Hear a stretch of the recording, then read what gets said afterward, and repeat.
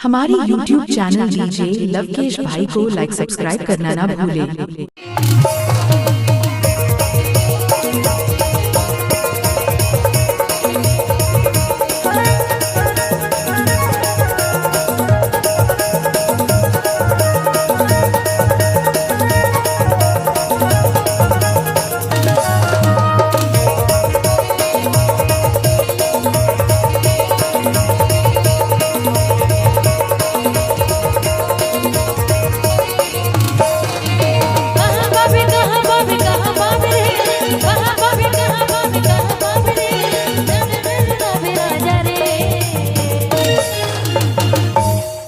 सुमन कुरे के माया सुमन कुरे के माया रे जन भुला बे राजा मोर प्रेम कहानी रे जन भुला बे राजा मोर प्रेम कहानी रे सुरतारा के बिराजा रे।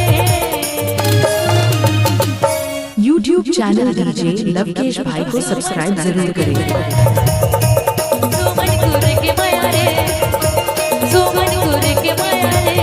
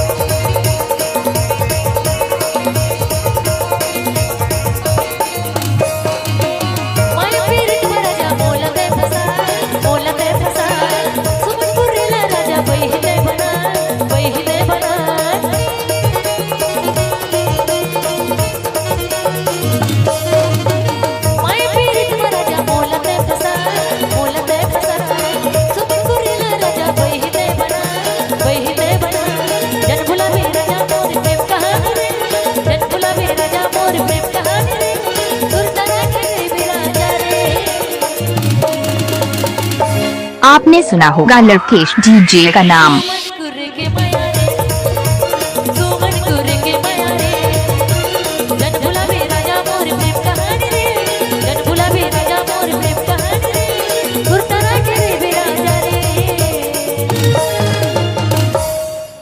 सुमन कुरे के माया रे सुमन कुरे के माया रे सुमन कुरे के माया रे सुमन कुरे के माया रे सुमन कुरे के माया रे सुमन कुरे के माया रे सुमन कुरे के माया रे सुमन कुरे के माया रे सुमन कुरे के माया रे DJ लवकेश आपका हार्दिक स्वागत करता है।